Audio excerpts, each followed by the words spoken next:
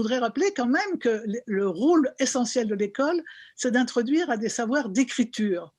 On est quand même sur des savoirs reconnus unanimement comme n'étant pas apportés directement par les familles et qui sont ces savoirs de la lecture-écriture et du lire-compter, de l'écrire-compter.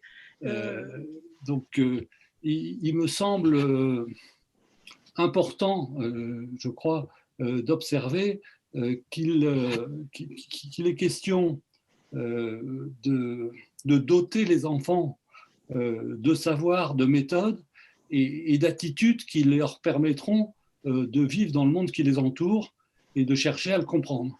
Je pense que les programmes scolaires affichent une réelle volonté de développer des soft skills chez les élèves, mais ne donnent pas des pistes et surtout ne se posent pas la question de comment on les traite, sur quel temps, surtout avec des programmes chargés.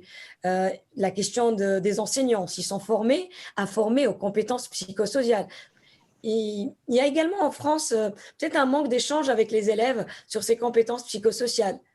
Donc, ils sont intégrés dans les projets, mais si on veut donner de l'importance à ces soft skills et ces life skills, il faut que les élèves lui-même prennent conscience de l'importance de ces compétences et de leur impact sur son avenir personnel et son avenir professionnel.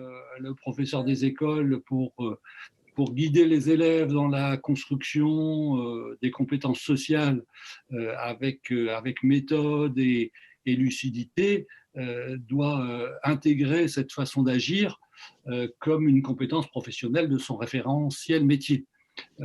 Et donc, la polyvalence des enseignants, on le voit dans cette perception, et peut constituer un atout.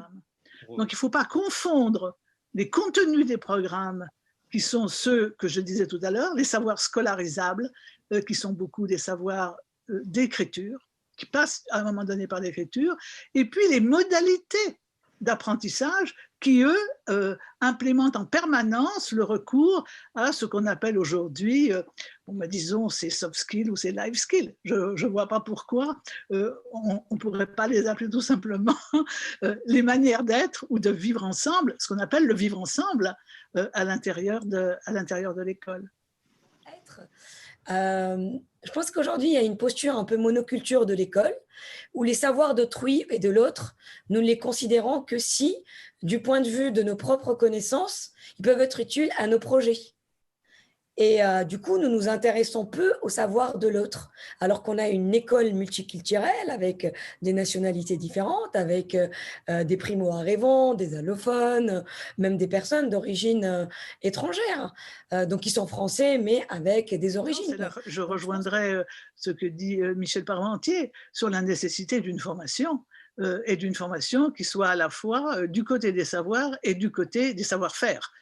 Et du côté des conduites de la professionnalisation du métier.